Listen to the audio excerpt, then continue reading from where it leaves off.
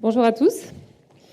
Alors tout d'abord, je dois dire aussi que je suis ravie d'être présente pour cet anniversaire, puisque nous avons beaucoup œuvré après le président Lasserre pour que cette autorité puisse commencer à fonctionner.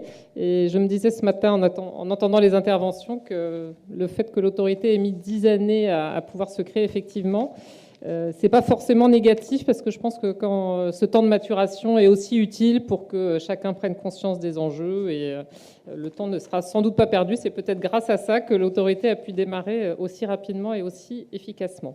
Alors ce que je vais essayer de faire cet après-midi, c'est vous présenter un panorama de la pratique de l'autorité de la concurrence métropolitaine en Outre-mer sous ses différents angles.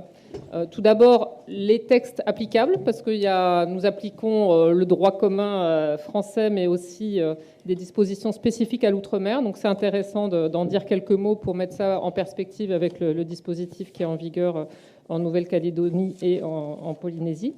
Et puis ensuite, je détaillerai un peu par quelques exemples notre pratique, s'agissant de la répression des pratiques anticoncurrentielles, s'agissant de l'autorisation des concentrations, et puis s'agissant de notre pratique en matière d'avis. Alors, si on commence à parler tout d'abord des règles que nous appliquons. Alors, nous appliquons d'abord en Outre-mer le droit commun de la concurrence, mais il y a aussi des règles spécifiques. Alors, je crois qu'il y a un grand avantage au droit de la concurrence, que ce soit en France ou à l'étranger, notamment en Europe, c'est que les règles principales sont en nombre limité et ont une grande stabilité au cours du temps. Donc, en gros, la répression des abus de position dominante et la répression des ententes. Quand on regarde à l'échelle européenne, tous les pays pratiquent peu ou prou selon les mêmes règles, puisque nous appliquons le droit européen de la concurrence. La déclinaison de ces principes dans le droit national, elle est restée très stable, et ça reste le cœur du réacteur du droit que nous appliquons, même s'il y a d'autres dispositions qui sont parfois d'application moins fréquente. Alors il y a cette constance qui est un élément important, parce que ça permet aussi de faire des comparaisons en permanence entre les décisions que nous prenons en France, celles qui sont prises par la Commission européenne, celles qui sont prises à l'étranger. Donc ça participe de quelque chose qui me semble très important, qui est cette communauté internationale de la concurrence qui permet de comparer, d'avoir des idées sur les actions qu'il faut mener en s'inspirant de ce que font d'autres autorités.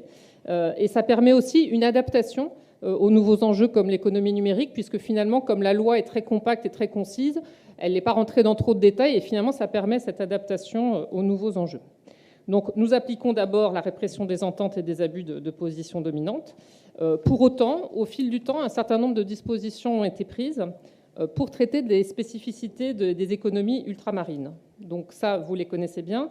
Quelles sont ces spécificités? C'est des marchés de petite taille, donc peu de débouchés pour les entreprises qui veulent s'implanter localement.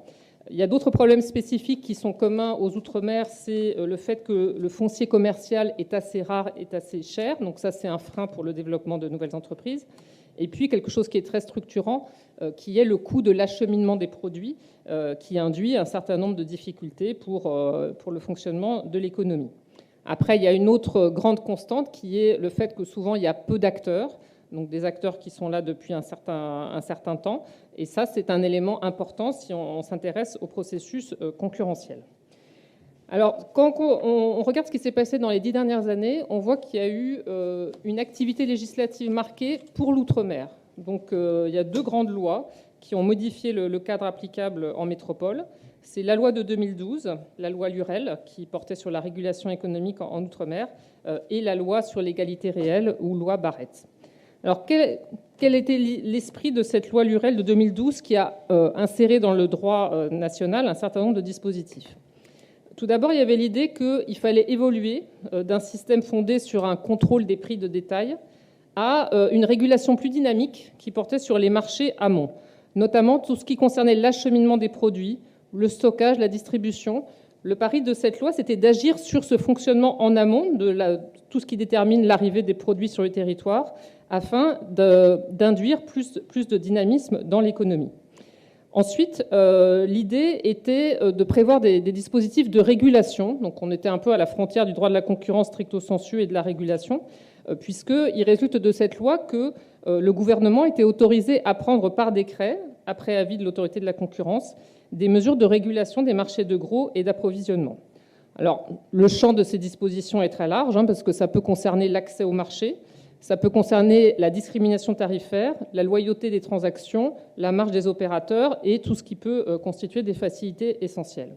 Alors, si cette loi a été adoptée en 2012, c'était pour répondre à des problèmes qui étaient perçus comme très criants, le problème du fret maritime, le problème de la logistique et le problème du stockage des carburants. On en a parlé un petit peu ce matin. Alors, l'autorité, à l'époque, avait estimé qu'elle était favorable à ce dispositif, dès lors que ça pouvait être un outil supplémentaire pour gérer ces phénomènes de goulet d'étranglement et essayer de résoudre les difficultés concurrentielles en agissant sur toute la chaîne, donc y compris la chaîne amont de l'approvisionnement des produits, plutôt que la fixation des prix de détail, dont on sait qu'en concurrence, ce n'est pas toujours le mécanisme le plus efficace. Alors parfois, ça a un effet immédiat, donc ce qui peut attirer sur le moment, mais ça peut avoir des effets nocifs à long terme en termes de stimulation de l'innovation. Alors ce dispositif, il a surtout servi comme épée de Damoclès pour dissuader un certain nombre de pratiques, puisque les acteurs économiques savent que le gouvernement peut intervenir pour réguler les prix s'il y a un certain nombre d'abus. Alors, il y a une autre disposition qui était importante dans cette loi, c'était l'interdiction des accords d'approvisionnement exclusifs. Donc ça, c'est un dispositif qui ensuite, j'en dirai un mot, ça a été appliqué vigoureusement, avec quand même une exception. Un accord d'approvisionnement exclusif peut être autorisé si des gains d'efficacité sont avérés. Donc ça, pour qu'on puisse légitimer un accord d'approvisionnement exclusif, il faut qu'on démontre que le consommateur y trouve un bénéfice supplémentaire. Alors, autre disposition importante de cette loi Lurel de 2012, c'est le pouvoir d'injonction structurelle dans le secteur du commerce de détail. Donc, ce dispositif existait déjà, mais la loi Lurel a voulu assouplir les conditions de sa mise en œuvre pour que ça puisse être un outil effectivement utilisé, avec bien sûr des conditions de nécessité et de proportionnalité. Alors, en pratique, ce dispositif n'a pas encore été appliqué, mais si on regarde la loi, cela pourrait permettre à l'autorité d'intervenir face à une entreprise en position dominante et dès lors qu'il résulte de son intervention sur le marché que les prix ou les marges sont trop élevés par rapport aux moyennes du secteur. Alors enfin, il y avait d'autres dispositions plus de détails sur la facilité plus grande de saisir l'autorité de la concurrence. Mais ce premier ensemble de dispositions quand même très conséquent était aussi complété d'un dispositif en matière de concentration avec un abaissement du seuil de notification des opérations. L'idée étant qu'il fallait permettre à l'autorité de pouvoir encore plus contrôler toutes les opérations de concentration pour s'adapter à la plus petite taille des économies ultramarines. Alors, la dernière modification législative importante, c'est la loi de 2017 sur l'égalité réelle, qui, elle aussi, est venue compléter le dispositif législatif en Outre-mer avec un mécanisme nouveau sur l'urbanisme commercial. Alors, à la différence de ce qui est le cas ici, nous n'intervenons pas pour les extensions de surface de magasins de la distribution, mais avec un nouveau dispositif, les collectivités peuvent nous saisir pour avis lorsqu'il y a un projet de création ou d'extension d'une surface commerciale. Alors, dans ce cadre, donc, le droit commun et les dispositions spécifiques à l'outre-mer, l'autorité métropolitaine a été très active au cours des 10 dernières années sur ces marchés d'outre-mer. Alors, tout d'abord, je vous donnerai quelques exemples s'agissant des décisions en matière de pratiques anticoncurrentielles. Donc, si on regarde les chiffres, en 10 ans, l'autorité a rendu 26 décisions d'antitrust sur l'outre-mer, ce qui est un nombre assez important si on compare ça à la taille de ces économies, dont 5 décisions qui portaient sur des pratiques d'importation exclusive. Donc ce dispositif de la loi Lurel a vite trouvé sa place et a été effectivement appliqué dans un certain nombre d'enquêtes. Et d'ailleurs, nous avons encore des enquêtes en cours sur ces dispositifs. Alors, une autre grande constante qu'on voit sur notre pratique, c'est qu'elle a porté sur tous les secteurs qui étaient vraiment au cœur des préoccupations des acteurs économiques et des consommateurs, notamment les télécoms, le transport maritime, la manutention portuaire, les carburants, la distribution alimentaire et les produits de grande consommation. Donc finalement, les secteurs dans lesquels nous sommes intervenus correspondaient aussi à ceux pour lesquels des préoccupations s'étaient manifestées. Par ailleurs, nous avons rendu 26 décisions de contrôle des concentrations. Et dernier élément, en activité consultative, donc nous avons rendu 8 avis, ce qui est là aussi très conséquent par rapport à notre activité globale en matière d'avis, parce que régulièrement, le gouvernement, les ministères nous ont saisis de différents sujets. Alors, lorsqu'on regarde maintenant l'activité contentieuse, donc les sanctions pour pratiques anticoncurrentielles, j'ai ciblé quelques exemples qui me paraissaient pertinents d'intervention de l'autorité en matière de sanctions. Alors, il y a une affaire qui a été importante, c'est en 2009, une sanction que nous avons prononcée contre France Télécom et sa filiale Orange Caraïbes, qui concernait tout un ensemble de pratiques dans lesquelles cet opérateur qui était en position dominante avait voulu freiner le développement de la concurrence alors qu'un nouvel acteur économique, Bouygues Télécom, essayait de se développer.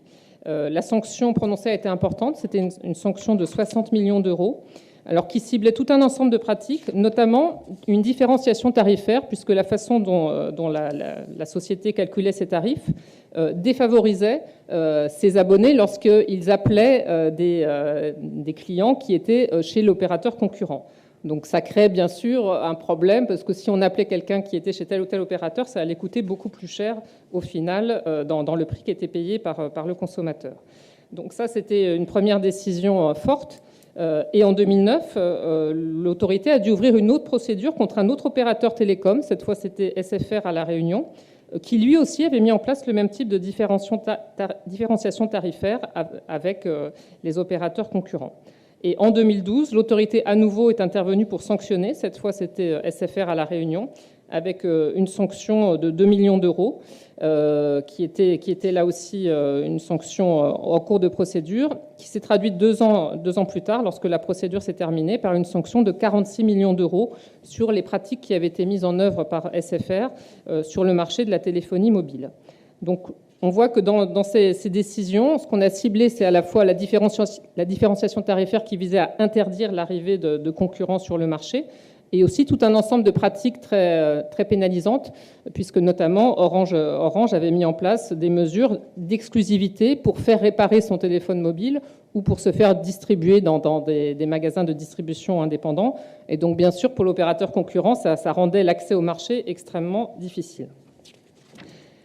Les télécoms, vous l'avez vu, a été un secteur prioritaire, et c'est intéressant de noter que les prix des télécommunications ont fortement baissé après ces décisions, puisqu'on a eu au global des baisses de prix de l'ordre de 50%.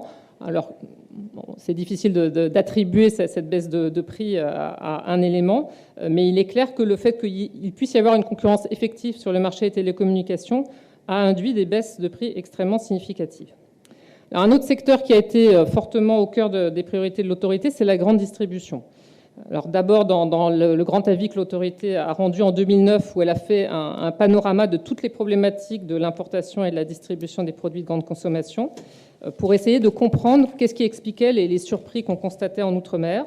Alors avec des causes qui ont été identifiées, la concentration dans le commerce de détail, et aussi le rôle particulier des grossistes importateurs qui, dans le cas d'espèces, pouvaient avoir un effet supplémentaire sur les hausses de prix.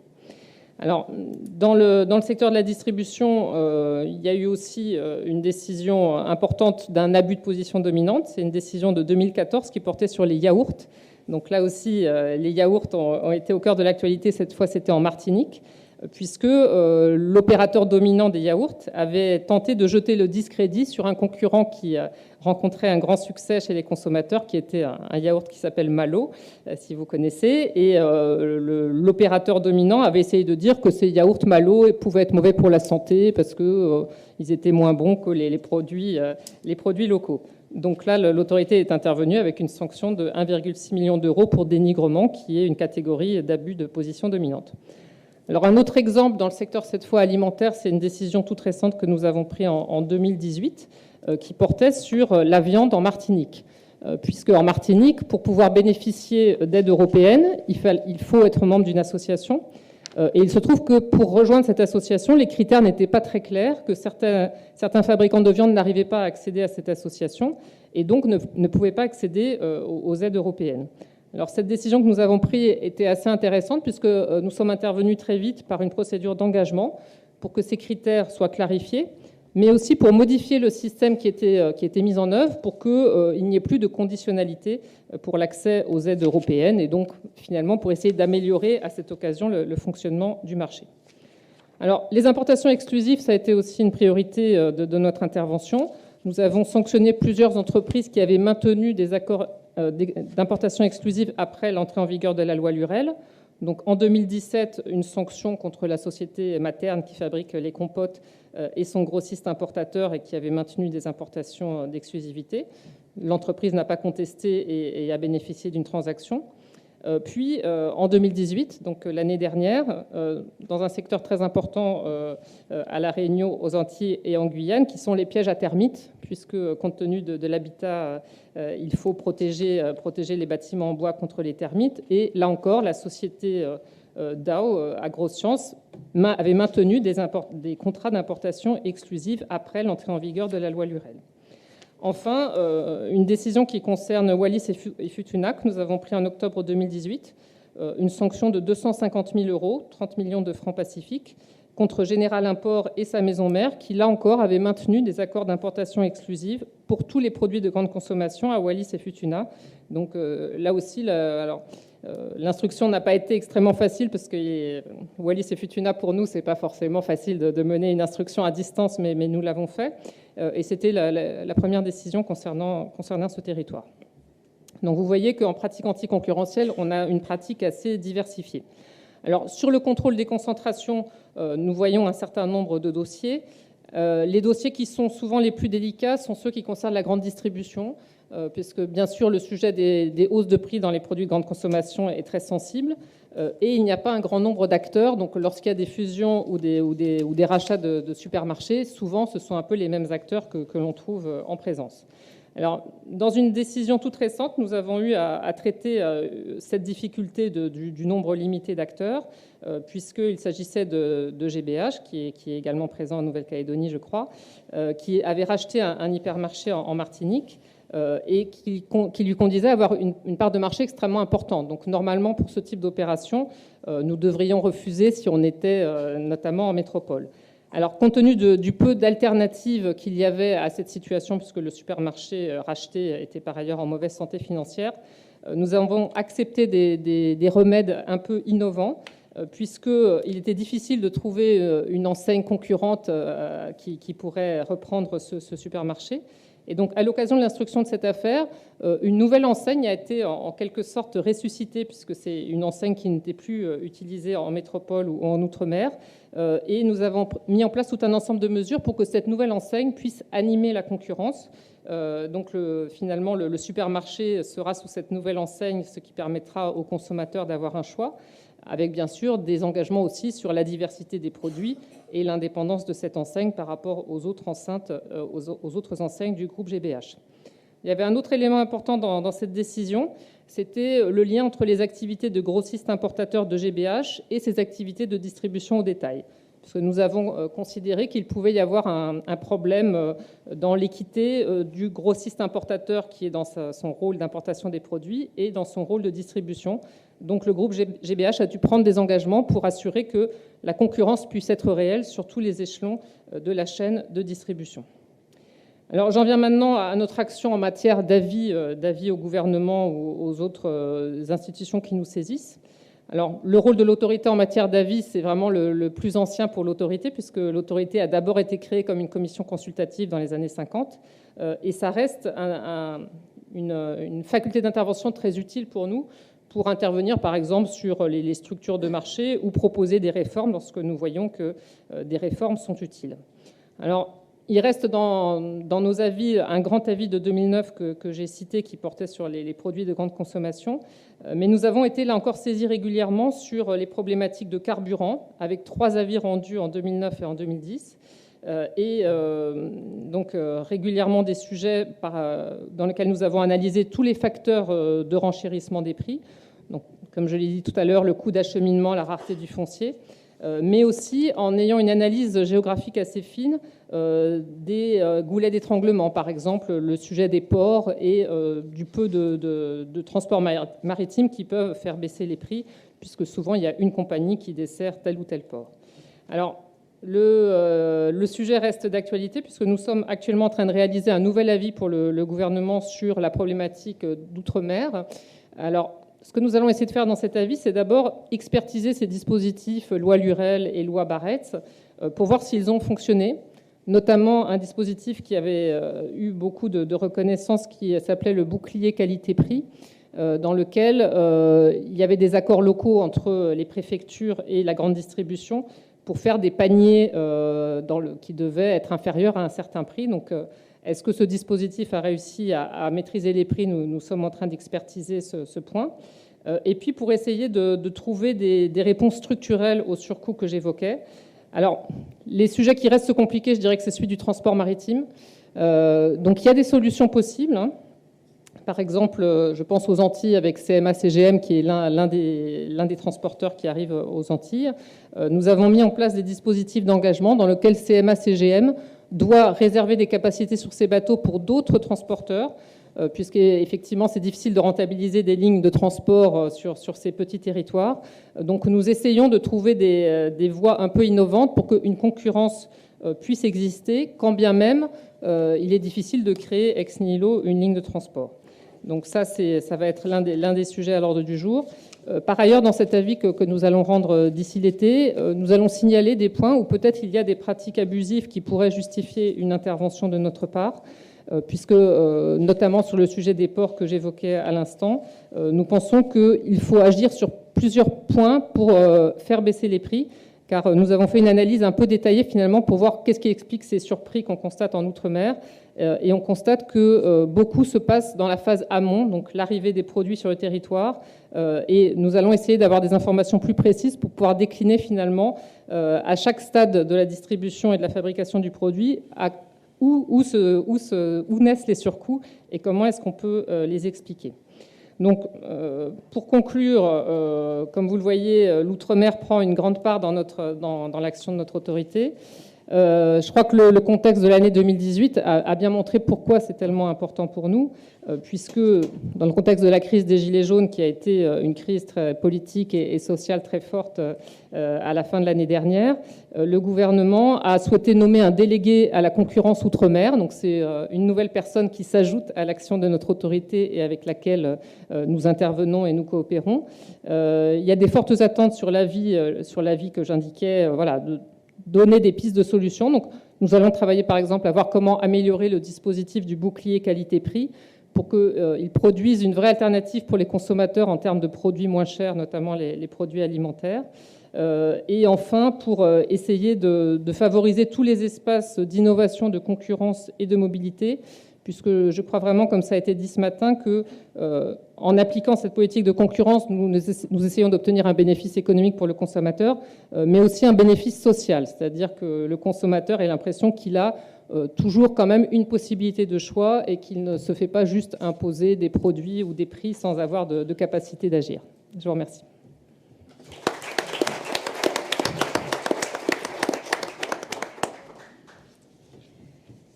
Merci beaucoup Isabelle de votre intervention et qui nous permet à l'autorité de la concurrence de la Nouvelle-Calédonie de voir que d'une part il y a de la jurisprudence sur laquelle elle pourra s'appuyer pour analyser ses propres cas en Nouvelle-Calédonie et d'autre part que finalement l'autorité de la concurrence métropolitaine recherche quand même des solutions innovantes pour résoudre les problèmes de manière la plus pragmatique qui soit.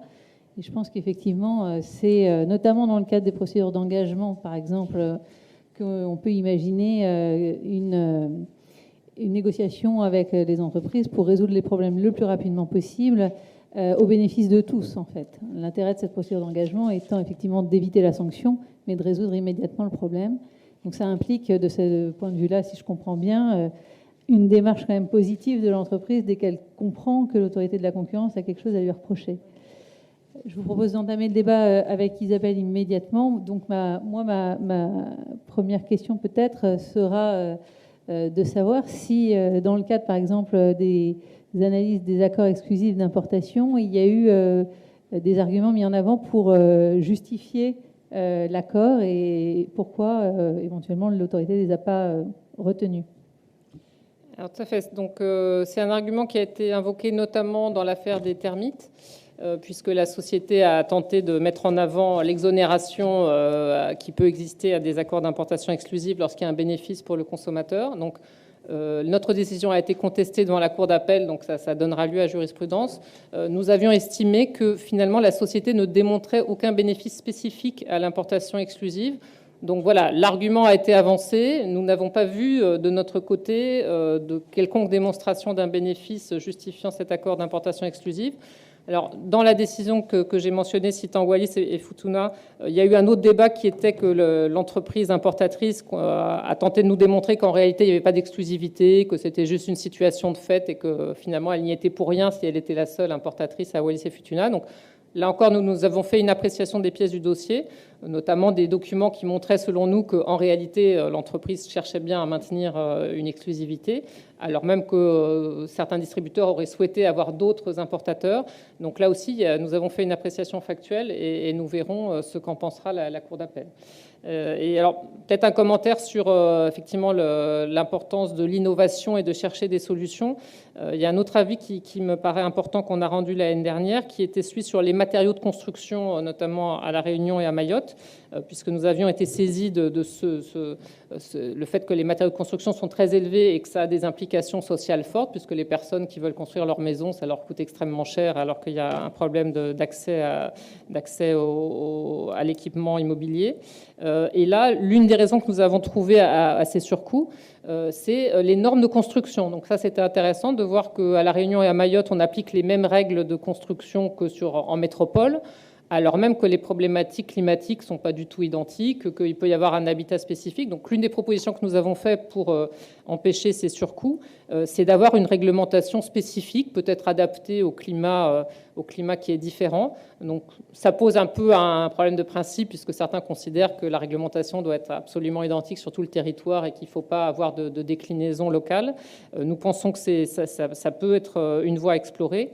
De même, le sujet de l'importation du ciment est apparu comme un élément très important des surcoûts, puisque dans le développement d'importation de d'autres régions proches de La Réunion et de Mayotte avait permis d'avoir l'accès à un ciment beaucoup moins cher, et donc là encore un impact très fort sur le prix global de la construction. Donc, on essaye vraiment de décomposer tous les éléments de construction du prix pour voir où est-ce qu'on peut agir pour baisser les prix au global.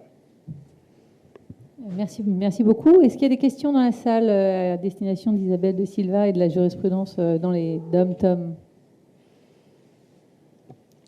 Oui, Françoise Carjean, UFC. Le micro arrive. Oui, merci. J'avais deux questions. La première, c'est pour la mise en évidence des dispositifs d'importation exclusifs. Est-ce que vous vous êtes autosaisi? Est-ce qu'on vous a alerté et qui, entre guillemets, vous a alerté? Et ma deuxième question, c'est dans le cas d'une intégration verticale, hein, donc c'est le distributeur qui est également l'importateur, la centrale d'achat, etc. Est-ce qu'il y a des difficultés à mettre en œuvre, effectivement, qu'il y a une intégration verticale? Et est-ce que le fait qu'on soit dans le Pacifique avec des pays voisins comme l'Australie ou le Vanuatu, avec lequel on n'a pas forcément de convention de coopération, par exemple fiscale, peut créer des problèmes particuliers qui pourraient être insurmontables de l'autre côté en l'état actuel? Alors, sur les accords d'importation exclusive, mon sentiment, c'est qu'il y en a sans doute beaucoup qui existent, mais qui ne sont pas toujours écrits noir sur blanc et qui sont un peu de facto. Donc, pour cette action Outre-mer, nous nous appuyons beaucoup sur le réseau local de la DGCCRF, puisque eux sont sur les territoires au quotidien, ce qui n'est pas notre cas. Donc, il arrive fréquemment qu'ils nous saisissent et qu'ils nous transmettent des informations. Par ailleurs, nous avons mis en place une certaine stratégie de sanctions, puisque vous évoquiez tout à l'heure le montant de sanctions. Les premières sanctions que nous avons infligées étaient d'un montant très faible, parce qu'on estimait que c'était une nouvelle loi, qu'il fallait que chacun en prenne connaissance et que ce qui avait été autorisé pendant des années devenait interdit. Donc, c'était pas si évident d'appliquer ces nouvelles façons de faire. Donc, les premières décisions, des sanctions très faibles et puis des transactions. Et puis, au bout d'un moment, nous avons dit maintenant, il faut mettre des sanctions plus fortes. D'ailleurs, c'était amusant parce que certains avocats nous ont dit « mais au début, vous mettiez des petites sanctions, donc pourquoi est-ce que vous changez ?» On considérait que ça allait toujours rester des petites sanctions. On a dit « bah non, maintenant ça change et maintenant que ça fait quand même la loi est plus ancienne, on va monter le montant des sanctions. » Et voilà, là, je dirais qu'il y a un apprentissage aussi culturel à faire, de dire que ces pratiques changent. Et pour répondre à votre question, des fois, les entreprises n'ont pas forcément la conscience qu'elles peuvent nous saisir, parce qu'elles ont toujours connu ça. Et voilà, donc je pense que ces réflexes doivent aussi se développer. Alors après, sur la question des importations, on voit que c'est l'un des facteurs souvent de baisse de prix, qui est d'inclure ces territoires dans leur économie locale. Alors avec parfois des problèmes de normes, comme je citais le cas des matériaux de construction. Il est clair que si demain on change les règles pour les matériaux de construction, tout d'un coup il y a des importations très proches qui vont devenir possibles et qui vont permettre de baisser très sensiblement les prix. Donc on croit qu'il y a beaucoup des réponses qui peuvent être liées au développement des flux de commerce locaux. Voilà, pour faire aussi jouer la concurrence et puis accéder à des produits qui sont moins chers parce qu'il y a moins de distance à faire. Voilà, quand on est dans l'océan Indien et qu'il y a des pays tout proches, ça va coûter moins cher que de faire venir tel et tel produit de métropole. Donc ça, c'est une piste qui nous semble intéressante. Alors, pour le sujet de la chaîne d'intégration verticale, c'est vrai que il nous semble qu'il y a un vrai souci lorsque une entreprise est à la fois importateur et distributeur. Donc, il ne faut pas dire que c'est interdit dans tous les cas. Bon, voilà, on ne va pas dire que ça sera toujours interdit maintenant. En revanche, il y a des cas où il faut des précautions qui soient prises pour que celui qui est importateur n'abuse pas de sa position pour voilà, se favoriser en tant que distributeur. Donc, c'est le cas que je mentionnais de GBH, qui faisait suite d'ailleurs à une autre décision de 2011 dans laquelle GBH avait déjà pris des engagements similaires. Est-ce qu'il y a d'autres questions ? Tony Dupré, le micro est juste derrière. Oui, merci. Récemment, la ministre des Dom-Tom, Mme Girardin, s'est exprimée donc sur la vie chère dans l'outre-mer. Elle a même dit que ça devait devenir une priorité nationale. Et je crois que d'ailleurs, elle vous a saisi pour que vous rendiez un avis sur la grande distribution des produits de grande consommation en outre-mer. Est-ce que la Nouvelle-Calédonie sera concernée par cet avis? Et est-ce que, tout à l'heure, vous avez évoqué donc le délégué qui a été nommé. Est-ce qu'on aura aussi l'honneur de sa visite? Alors, notre avis ne porte pas sur la Nouvelle-Calédonie ou la Polynésie du fait que maintenant des autorités compétentes existent dans ces territoires. En revanche, je crois qu'il pourra y avoir des leçons à tirer des constats que nous ferons qui portent quand même sur toute une série de DOM assez variés. Et nous avons mis des gros moyens d'instruction pour investiguer ces questions.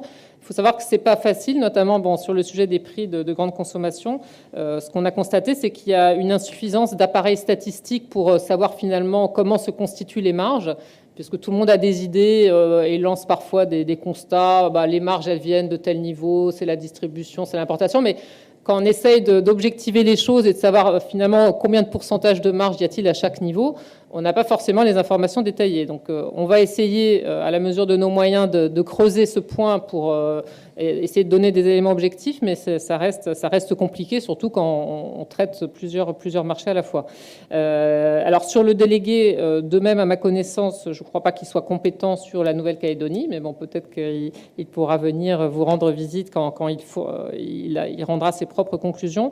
En tout cas, ce qu'on a senti, c'est que le sujet de la concurrence en Outre-mer était perçu comme l'un des outils pour résoudre ces problèmes de vie chère. Alors, c'est des sujets compliqués qui reviennent. Et bon, par exemple, on voit sur le prix des carburants, il n'y a pas de solution très évidente.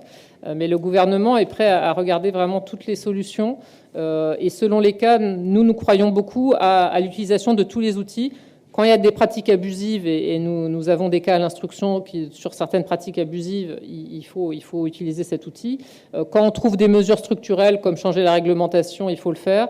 Et nous croyons aussi, bien sûr, beaucoup au développement de la concurrence. Alors, j'y ai pas pensé ce matin quand la question m'a été posée sur la vente en ligne, mais nous avons vu que dans un certain nombre de territoires, le recours à la vente en ligne rencontrait des obstacles.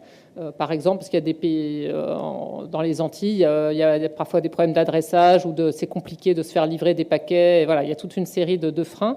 Or, ça peut, dans certains cas, être une réponse en créant une alternative pour le consommateur, parce que voilà, il aura peut-être envie d'acheter tel ou tel produit qu'il ne trouve pas sur place et qui pourra par ailleurs être moins cher. Donc, nous allons voir aussi s'il n'y a pas des obstacles à la vente en ligne. Voilà, comme l'un des outils, c'est pas non plus forcément la panacée, mais un outil qui mérite d'être creusé pour certains produits qu'on a du mal à trouver sur place. Et on nous a cité des exemples, par exemple en matière informatique. Voilà, il y avait des vrais problèmes d'accès à certains produits.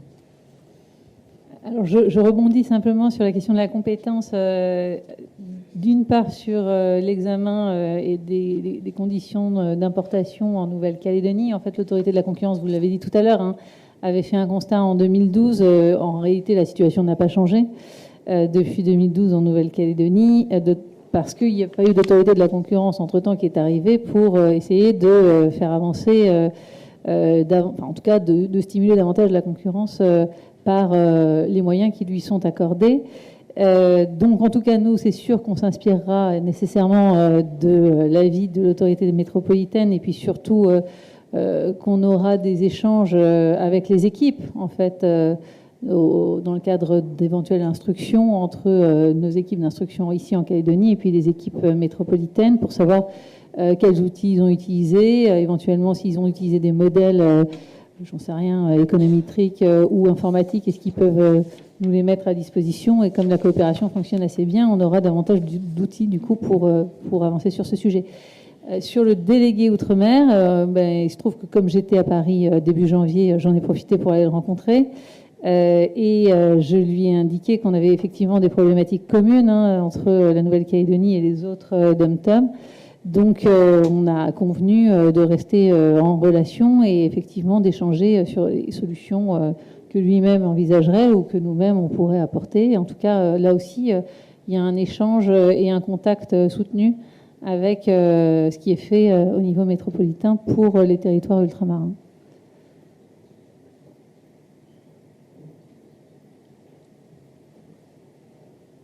Le micro fonctionne plus ?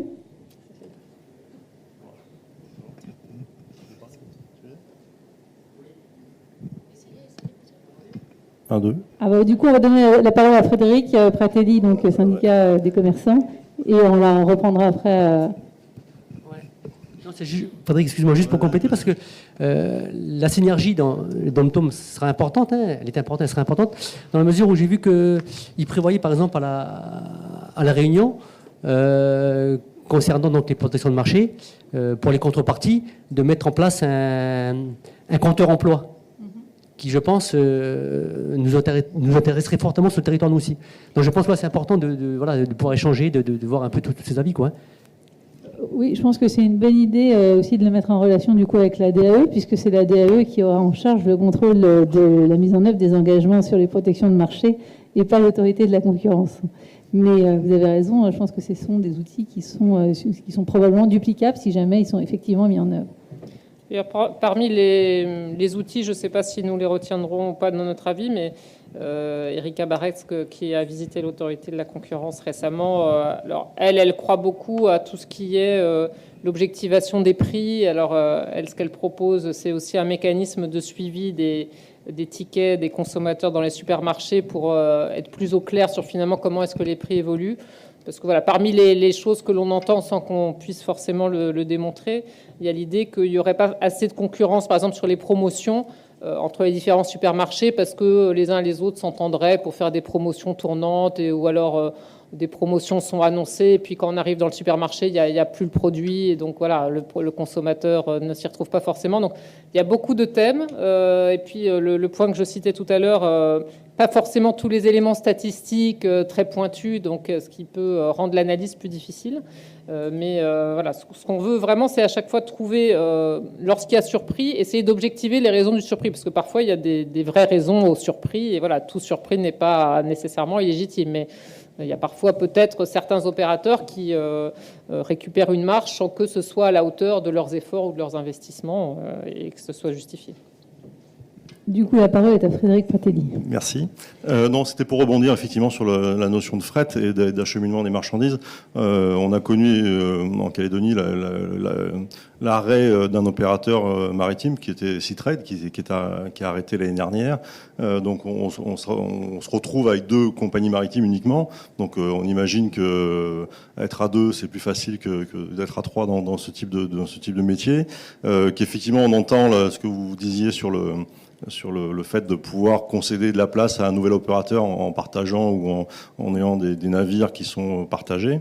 La question, elle s'adresse évidemment à l'autorité de Nouvelle-Calédonie aussi. Est-ce qu'on pourrait imaginer une autosaisine sur ces sujets-là, notamment sur le fret maritime? On est aussi en monopole sur le fret aérien, notamment sur le fret aérien concernant les produits frais, puisque aujourd'hui c'est Air France qui achemine pratiquement de bout en bout, même si c'est lui qui gère en fait les coûts d'acheminement de bout en bout, puisque Air Canada ne fait que prêter ses soutes, mais c'est Air France qui gère aujourd'hui la totalité de la négociation de fret, et qu'aujourd'hui donc le fait qu'ils soient en monopole sur la destination évidemment n'incite pas à la concurrence sur les prix, et qu'aujourd'hui on a à l'inverse également sur les négociations qu'on peut avoir avec les opérateurs de fret, c'est qu'on se rend compte qu'effectivement sur certains sites métropolitains maintenant qui veulent acheminer en Calédonie, alors pour le coup eux effacent complètement le coût de transport, puisque à partir d'un certain niveau de transaction il n'y a plus de coût de transport pour acheminer les produits en Nouvelle-Calédonie,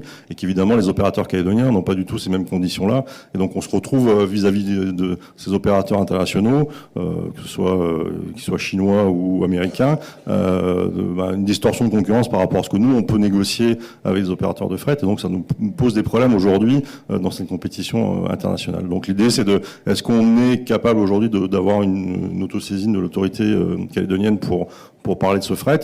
Évidemment, les coûts d'accollage sont un élément important aussi en Calédonie, et qui constituent aussi des éléments qui renchérissent le coût de débarquement des marchandises.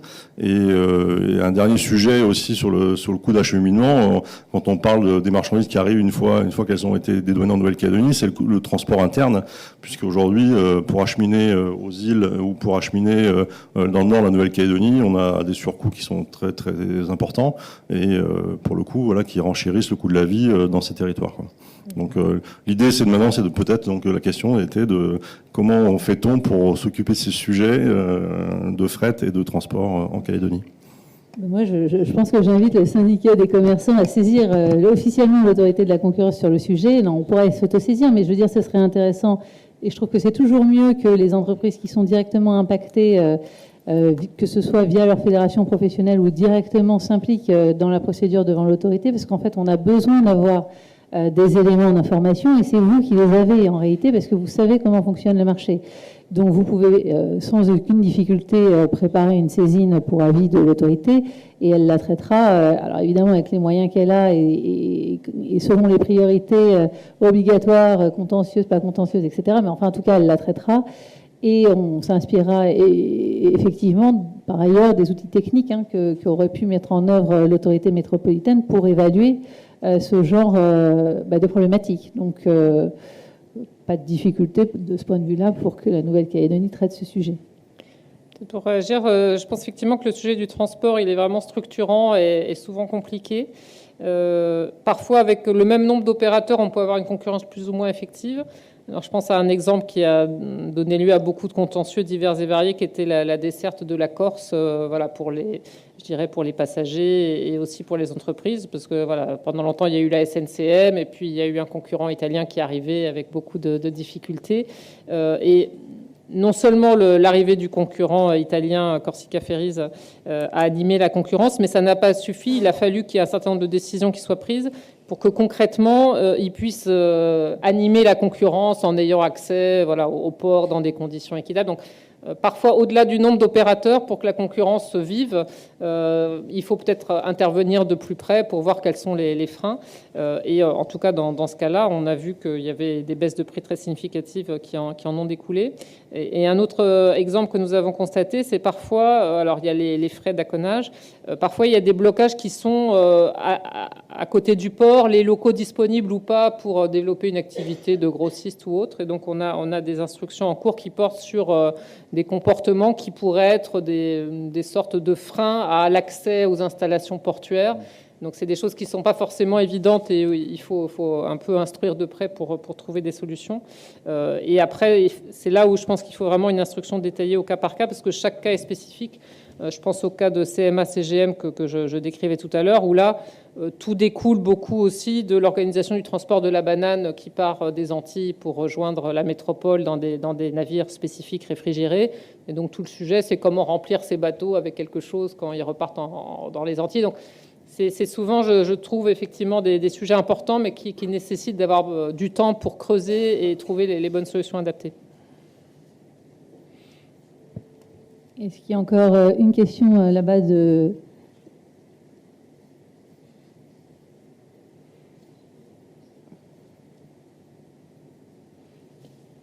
Merci beaucoup. Bonjour, Frédéric Descombes, avocat.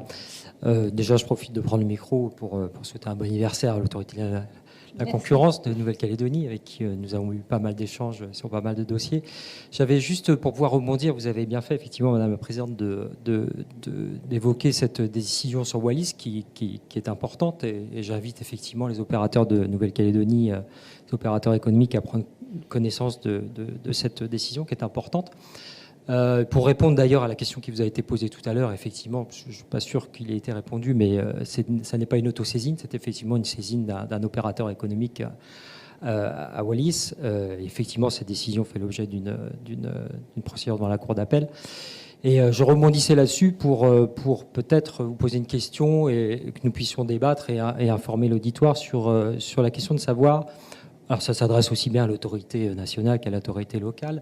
À partir du moment où effectivement vous êtes saisi, soit en autosaisine, soit en saisine directe par un opérateur économique d'une question d'accord exclusif d'importation, certes il y a une instruction qui est faite donc auprès avec le concours du plaignant et puis auprès de l'opérateur concerné.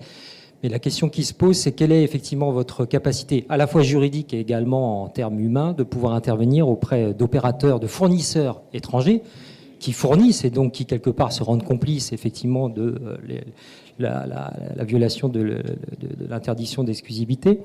Et quelle est la possibilité d'intervention, sachant que nous avons surtout des fournisseurs évidemment étrangers, Nouvelle-Zélande, l'Australie.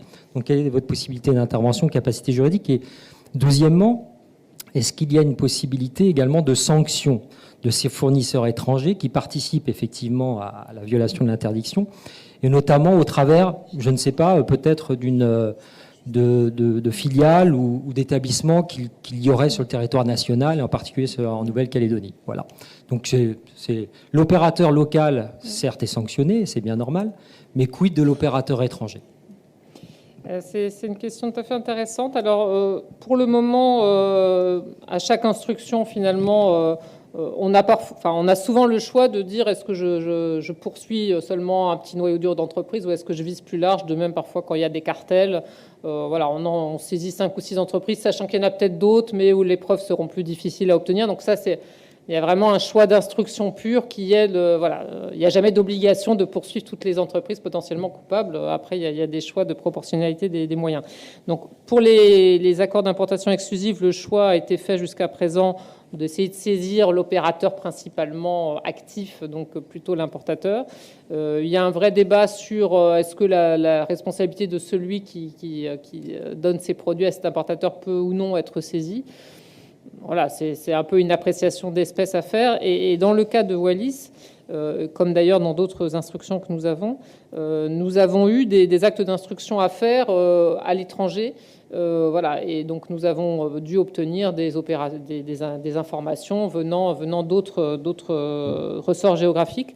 Alors, selon les cas, c'est variable. Il y a des zones géographiques où on a vraiment un accord de coopération bilatérale très poussé avec, par exemple, une autre autorité qui va faire les actes d'instruction pour nous. Parfois, on peut se débrouiller avec un dispositif plus léger, donc c'est assez variable. C'est sûr que c'est toujours plus compliqué quand voilà, on doit investiguer sur des territoires qui sont pas français. Et c'est l'une des difficultés de ce type d'instruction. Donc, pour répondre à votre question, voilà, peut-être un point d'interrogation sur est-ce qu'il y a un risque, par exemple, à une entreprise qui passerait par un importateur exclusif. Je dirais qu'il y a un élément qui serait aussi quelle est sa connaissance et sa marge de manœuvre face à ce type de pratique. On essaye toujours d'aller poursuivre l'entreprise qui est quand même la plus responsable, et ça dépend des dossiers. Et pour vous donner un exemple, il y a des cartels où on va aller saisir aussi le syndicat professionnel qui s'est prêté au cartel. Il y a d'autres dossiers où la responsabilité du syndicat professionnel elle est un peu plus distante, et donc on ne le met pas dans la cause parce qu'on a le sentiment qu'il n'était pas le plus directement actif. Donc c'est vraiment une appréciation au cas par cas. Il y a un point important que je voulais dire sur la question de la saisine, parce que c'est vrai que c'est toujours beaucoup plus facile pour l'autorité d'agir lorsque une entreprise qui est victime ou qui connaît des pratiques vient, saisit et peut donner des éléments de preuve. Il arrive aussi, c'est toujours intéressant qu'une entreprise nous donne des informations, même de façon un peu anonyme, en disant je ne peux pas vous saisir officiellement parce que j'ai peur de mesures de rétorsion. Ou voilà. Ça peut permettre de commencer à creuser un sujet et parfois même d'agir. Donc je dis ça un peu c'est pas quelque chose qui se traduira ensuite forcément dans la décision, mais ça peut être utile pour l'autorité d'avoir des éléments d'information, et peut-être qu'elle peut avoir d'autres éléments qui peuvent conduire à mener des enquêtes, même s'il n'y a pas un saisissant.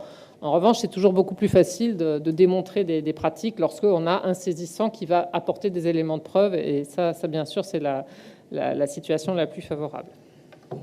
Alors, je voudrais juste compléter la réponse d'Isabelle de Silva par rapport à votre question. Donc, l'autorité de la concurrence de la Nouvelle-Calédonie, depuis qu'elle est arrivée, a déjà interrogé à la fois le consulat de Nouvelle-Zélande et le consulat d'Australie sur les conventions d'entraide en matière juridique pour savoir de quelle manière nos décisions pourraient être éventuellement exécutoires dans ces territoires. Parce que là où il n'y a absolument aucun doute, c'est que des pratiques qui sont mises en œuvre par des entreprises étrangères sur le territoire de la Nouvelle-Calédonie sont susceptibles d'être sanctionnées par l'autorité de la concurrence de Nouvelle-Calédonie. Ce qui compte ici, c'est l'effet de la pratique ou l'effet potentiel de la pratique sur le territoire de la Nouvelle-Calédonie, et pas du tout l'origine de l'entreprise qui la met en œuvre. J'ai donc obtenu les conventions d'entraide, mais alors elles sont très anciennes en réalité. Je vois de collègues des consulats à côté de nous. Du coup, j'ai interrogé le ministère des Affaires étrangères et le ministère de la Justice sur cette question, et j'attends le retour en réalité du ministère de la Justice pour savoir si, en ce qui concerne des sanctions administratives, les conventions d'entraide pénale sont applicables ou pas. Puisque nous appliquons des sanctions administratives. Il n'y a pas de difficulté sur l'exécution de décisions en matière pénale. Mais comme nous prononçons des sanctions administratives dans le cadre du contrôle de l'ordre public économique, en principe, ce sont les règles de la procédure pénale qui s'appliquent. Donc, moi, je considère qu'on devrait pouvoir rendre exécutoire la décision à l'étranger de la même manière que ça pourrait être le cas pour un délit. Mais je préfère attendre d'avoir la confirmation ou pas du ministère de la Justice sur ce point-là. Donc voilà, un point un peu juridique, mais un point important. J'avais quand même noté que dans la décision Wallis, vous aviez obligé les bureaux d'achat qui sont situés en Australie et en Nouvelle-Zélande à informer les fournisseurs de la loi Lurel, en fait, c'est-à-dire de l'interdiction de procéder à des accords exclusifs dans les territoires ultramarins. Et je pense que ça peut avoir déjà un effet pédagogique pour éviter ce type de pratique. C'est vrai que de plus en plus, dans les décisions de sanction, on essaye d'incorporer des mesures d'information, alors qu'ils peuvent passer par l'envoi de courriers ou parfois dans les contrats eux-mêmes. Je pense à une décision qu'on a prise récemment alors qu'il portait sur la distribution de vente en ligne, et nous avons sanctionné Stihl, qui est un fabricant d'outils de jardin, dans lequel on lui a demandé d'informer aussi tous ces distributeurs des nouvelles règles, enfin en tout cas de la façon dont nous interprétions le droit de la concurrence au sujet de la vente en ligne. Donc là, c'est à partir de la décision qui est un peu de la pédagogie. Voilà, c'est pas un élément de la sanction pécuniaire, mais parfois ça peut être utile, ou de prévoir des avis dans les journaux pour signaler telle ou telle décision. Et on essaye de plus en plus de prévoir un dispositif d'information large pour que tous les acteurs qu'on essaye de viser, au-delà de la seule entreprise sanctionnée, soient bien informés.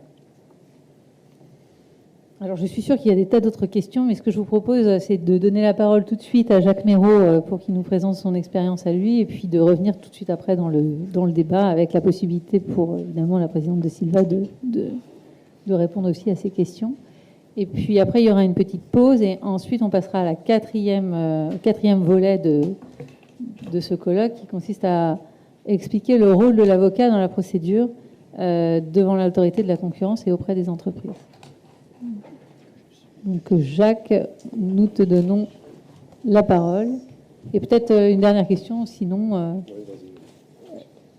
à l'égard de Madame de Silva ou de la jurisprudence métropolitaine dans les DOM. Mathieu Bucheberger, membre non permanent de l'autorité de la concurrence de la Nouvelle-Calédonie.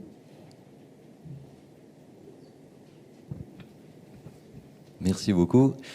Je me permettrai juste de poser une petite question sur les injonctions structurelles, parce que vous dites depuis 2012, elles s'appliquent dans les DOMCOM. Nous, elles s'appliquent depuis le début, depuis l'année dernière.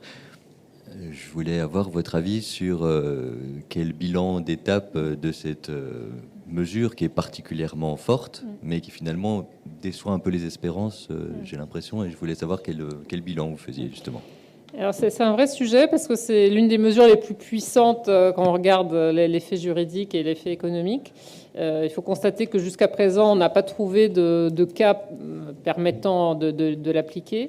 Alors, on peut voir ça en considérant que c'est utile dans l'arsenal nucléaire d'avoir la bombe nucléaire, même si on ne l'utilise pas tous les jours. Donc ça peut être une façon de voir les choses. Est-ce qu'il y aura vraiment un cas qui nous permettra d'intervenir là-dessus? Je ne sais pas. Mais je pense que c'est important quand on prévoit un dispositif juridique d'avoir des éléments de riposte graduée et de se dire, bon, peut-être qu'aujourd'hui, on ne peut pas imaginer un cas qui nous paraît convaincant, mais si demain, il y en a un, il faut pouvoir intervenir. Et pour vous donner un élément de comparaison, dans la directive qui vient d'être approuvée, qui porte sur le renforcement des autorités européennes de concurrence, donc ça, c'est une directive que nous allons transposer bientôt, il y a une clarification qui nous semble utile, qui prévoit que dans le droit européen de la concurrence, on peut avoir des injonctions structurelles lorsque c'est la seule façon de remédier à un abus. Ça, nous considérions que nous pouvions déjà le faire sur le terrain du droit national, mais il nous a semblé important qu'il y ait cette clarification, d'autant qu'aujourd'hui, il y a des nouveaux types d'abus, notamment dans l'économie numérique, où on peut penser que demain, on va devoir imposer à Google, par exemple, de séparer certains des éléments de son activité. Donc, moi, je suis toujours partisane d'avoir beaucoup de choses dans la loi, même si on ne l'utilise pas immédiatement. Je crois qu'aujourd'hui, il n'y a pas de cas tout à fait évident. En même temps, je pense notamment aux Antilles, le débat sur la concentration de la distribution est très fort. Hein. La décision que j'ai citée tout à l'heure sur GBH, il y a eu un débat local, certains considérant que nous avions été trop laxistes d'autoriser ce rachat, mais voilà, est-ce qu'il faudra aller vers ce type de séparation un peu brutale d'opérateurs économiques? Je crois qu'on voit bien que c'est difficile, il y aura un problème de légitimité à aller dans ce sens-là. Donc je considère que c'est peut-être pas la priorité immédiate pour nous, parce que ça serait vraiment un risque juridique difficile de soutenir ça, mais c'est utile que ce soit dans le paysage, au moins un peu comme menace pour les uns et pour les autres. Du coup, Jacques, nous te donnons la parole. J'ai un problème technique. J'arrive pas à faire défiler. Alors, Amaury va t'aider.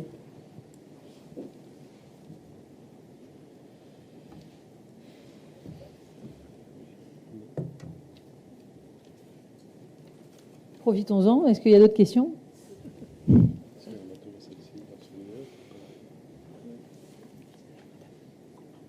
Madame Carjean, UFC.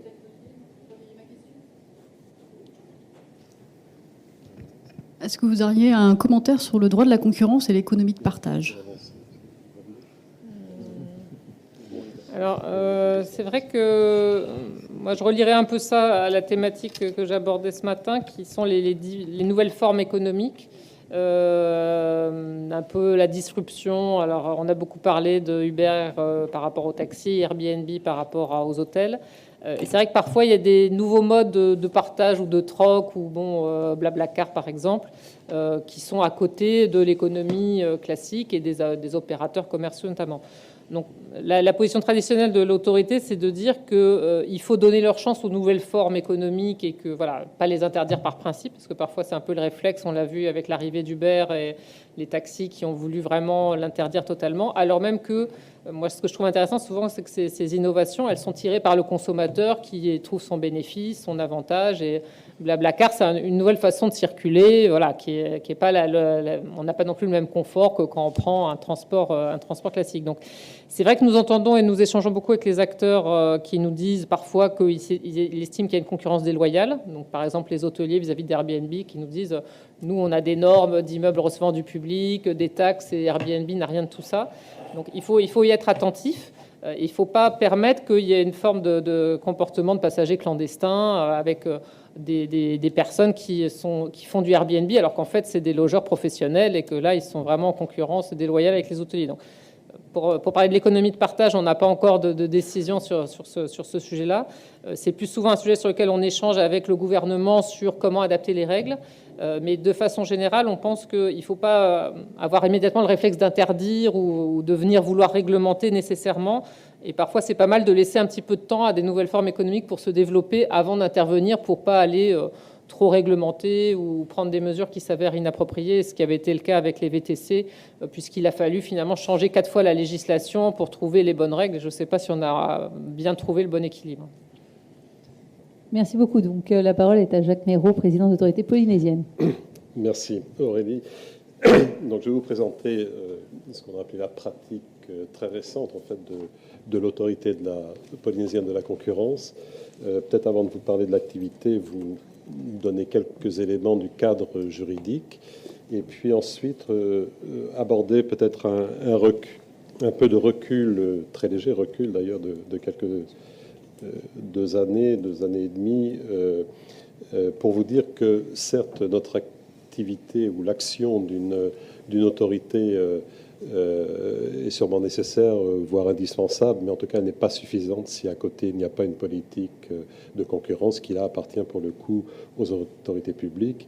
Donc ce sera le 4e point.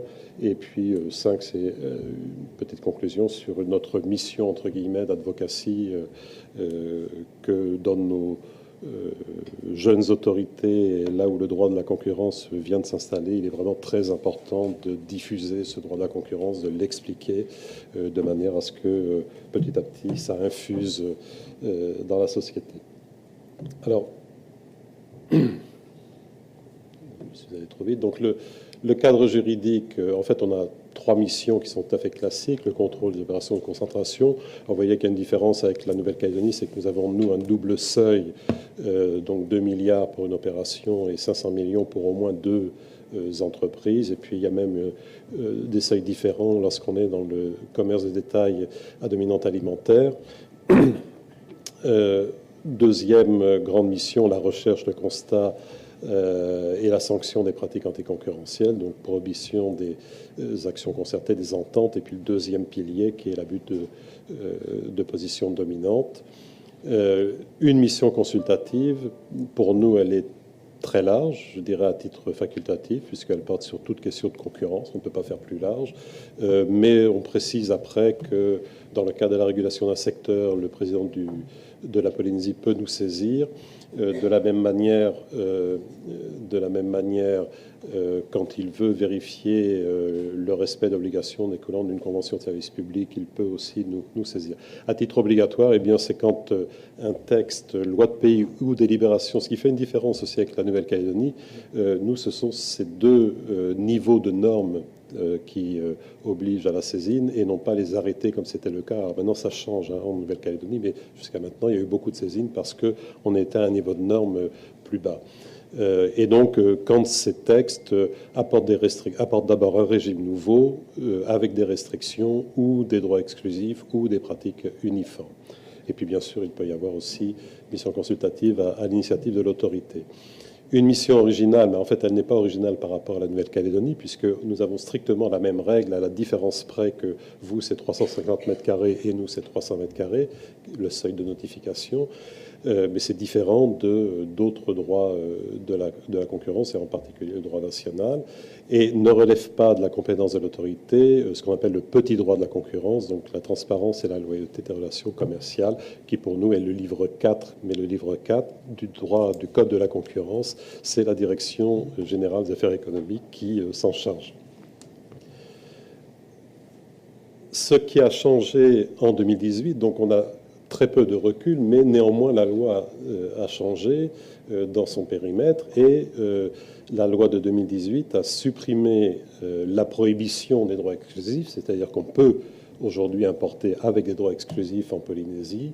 L'abus de dépendance économique a été supprimé aussi, et l'examen de situations pouvant donner lieu à des préoccupations de concurrence a été supprimé. En revanche, a été introduit la procédure de clémence, et en concentration le pouvoir d'évocation du président de la Polynésie française. En même temps, on a supprimé en matière de concentration l'observatoire des concentrations qui a existé donc 2 années simplement en Polynésie. Donc voilà ce que ça donne si on veut faire la comparaison avec et le droit national et le droit calédonien. Bon, je passe là-dessus puisque c'est évidemment ce que je viens de dire, mais on a maintenant donc des différences, et la Polynésie ne dispose plus des outils supposément indispensables pour combattre la vie chère qui existe dans le droit national applicable outre-mer et dans le droit applicable en Nouvelle-Calédonie. Une autorité donc pour mettre en œuvre ce droit, une autorité administrative indépendante. Donc c'est un outil pour les autorités publiques, mais je dirais que cet outil, on doit s'en servir correctement, sinon il ne rend pas, je dirais, le service qu'on est en droit d'attendre. Donc l'autorité est administrative, ça ne pose pas trop de problèmes, évidemment, on est partie intégrante d'administration. C'est une autorité parce qu'elle prend des décisions, elle agit en lieu et place du gouvernement, mais pour son compte et dans un périmètre de compétences délimité, ça c'est à peu près entendu. Quant à la notion d'indépendance, c'est beaucoup plus délicat en Polynésie, et elle est comprise de façon diverse.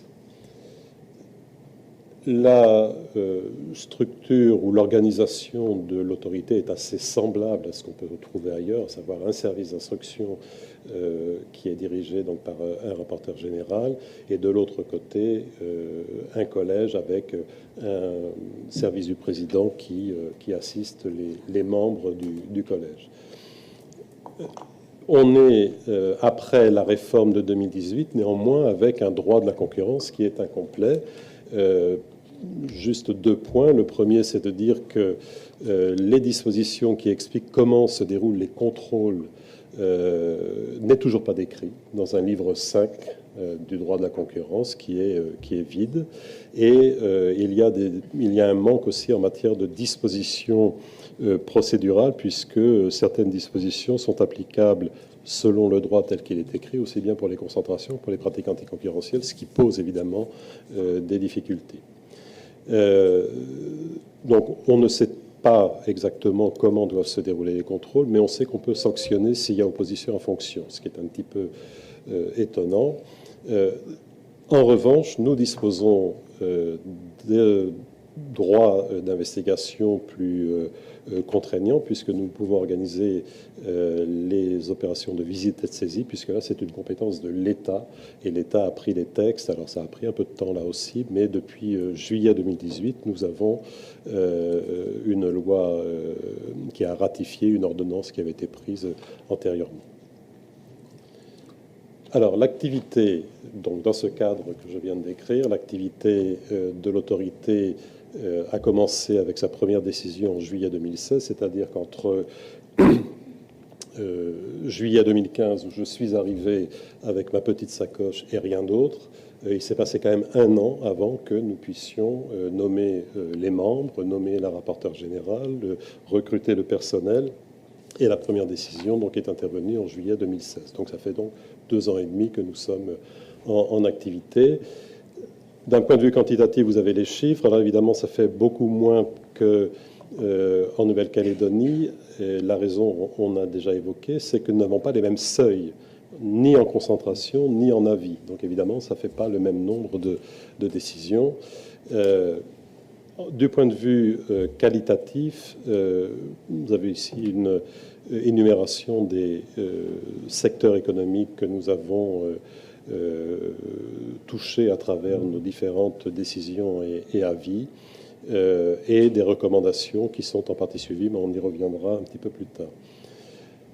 3 décisions qui ont été fondatrices, le mot est un peu grand, mais en tout cas qui ont permis d'installer l'autorité dans le paysage polynésien. La première, c'est une décision de concentration où nous avons autorisé la prise de contrôle d'une société de transport interinsulaire par une autre compagnie, enfin une autre société polynésienne. C'est le groupe EMAR, c'est la brasserie de Tahiti, tout ça c'est le même ensemble.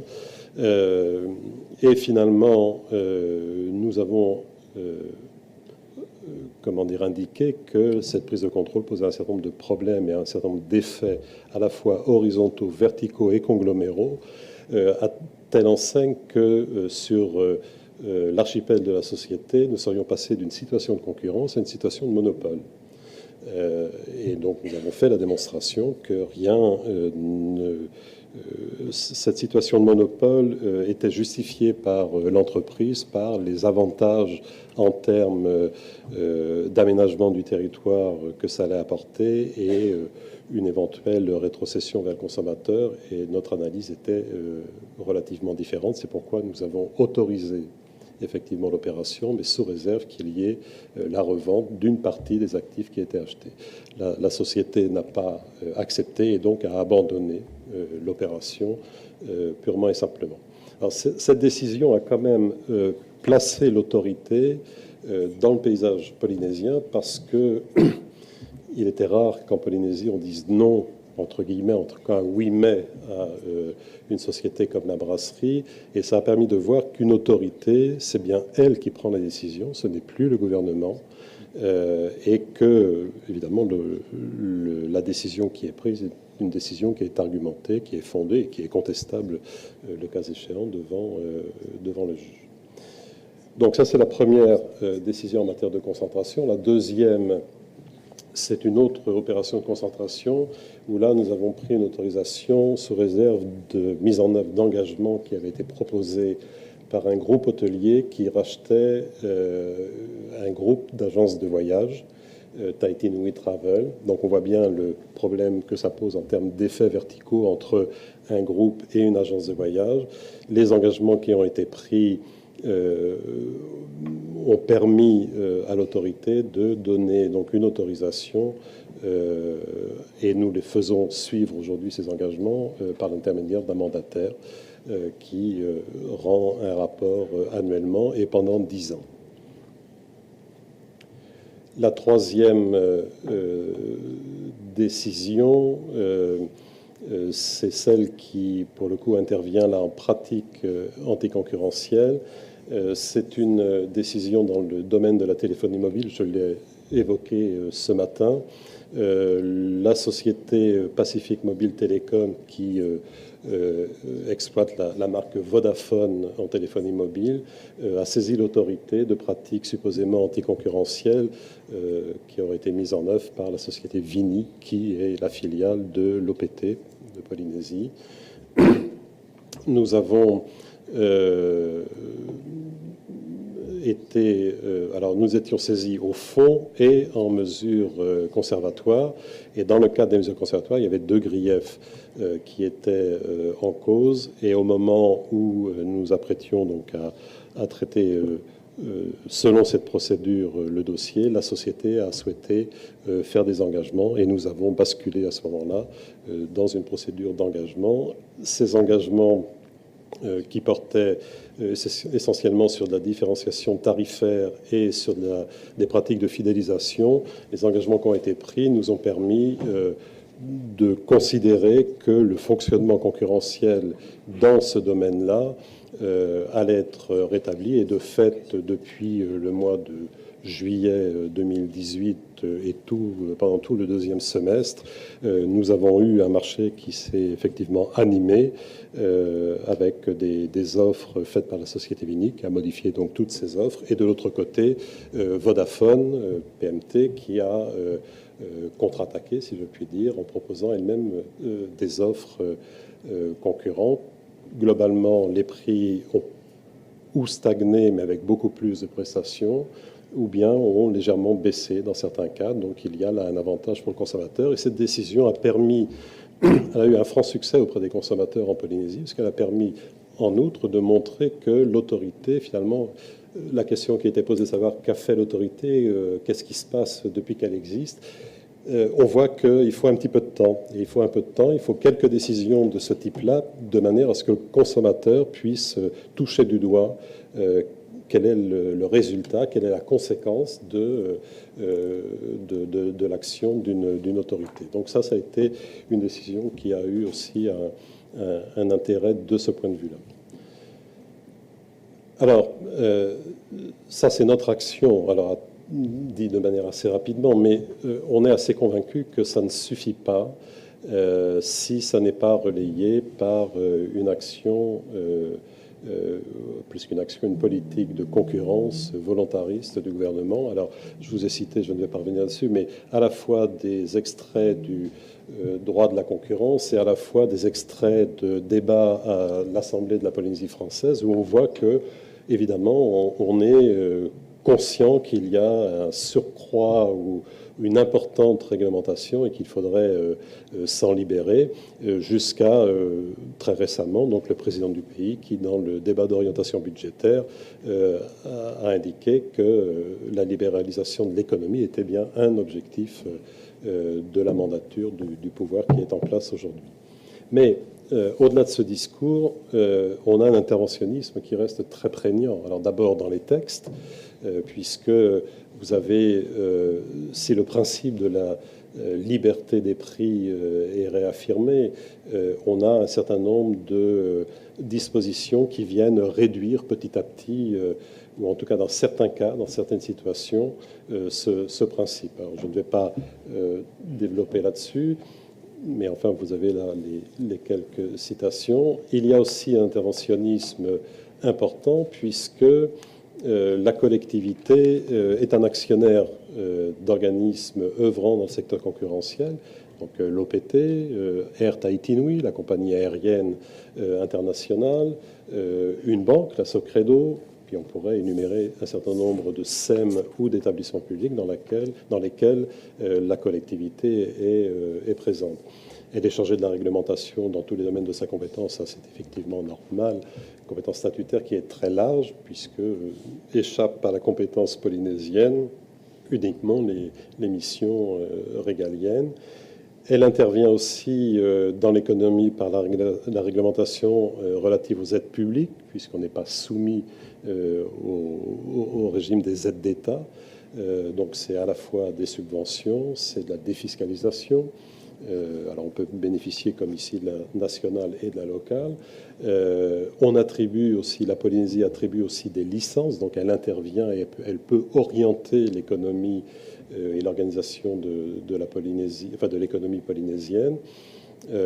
Voilà, donc c'est un interventionnisme pas simplement dans les textes, mais aussi dans la réalité. Alors il y a quelque chose qui est assez prégnant en Polynésie, c'est qu'on a c'est inconscient de vouloir se garantir d'une rupture d'approvisionnement et de maintenir le lien vers l'extérieur. Et on pense qu'il faut intervenir directement. La collectivité pense qu'en intervenant directement, elle est la mieux à même de se prémunir contre ces risques-là. Et ça structure assez bien la manière de penser l'économie en Polynésie. En Polynésie, c'est pas le seul argument, évidemment, mais c'est quelque chose qui est important à prendre en compte. Alors, Il faut donc une politique de concurrence pour libérer progressivement l'économie de l'interventionnisme chronique, là, comme le disent les débats de l'Assemblée, donc les représentants. Et pour ça, nous pensons que la mission consultative de l'autorité doit être un appui et doit être mieux utilisée par les autorités publiques. Et donc nous pouvons, alors bien sûr la stratégie de libéralisation de l'économie, ça appartient évidemment au gouvernement. On peut aider à travers des études sectorielles à informer le gouvernement sur la définition de cette stratégie. Et une fois que le cadre stratégique est défini, eh bien, le gouvernement peut nous consulter sur un certain nombre de sujets et nous souhaitons évidemment être un outil au service du pays et au service de l'ambition du pays qui est de libéraliser l'économie polynésienne.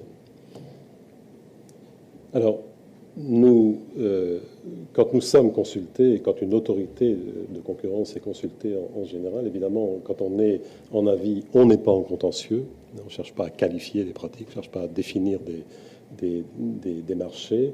Le rôle d'une autorité, pour synthétiser tout ce qui est écrit là, c'est véritablement de dire aux autorités publiques, on a bien compris quel est votre objectif d'intérêt général poursuivi par le texte que vous nous présentez, mais nous, notre rôle, c'est de dire dans quelle mesure ça impacte un autre intérêt général qui est le développement de la concurrence et qui fait partie de vos objectifs, puisque c'est cité dans un certain nombre de textes et c'est redit dans toutes les interventions qu'on peut entendre.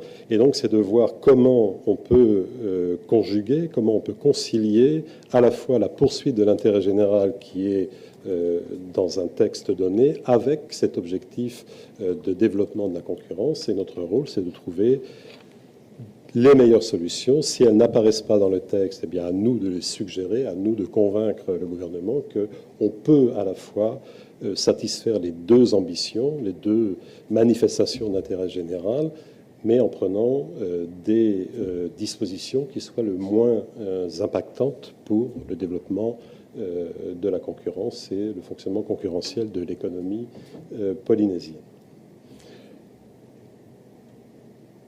Il y a peut-être aussi une évolution qui pourrait être envisagée. Dans les faits, finalement, c'est le président de la Polynésie qui peut nous consulter.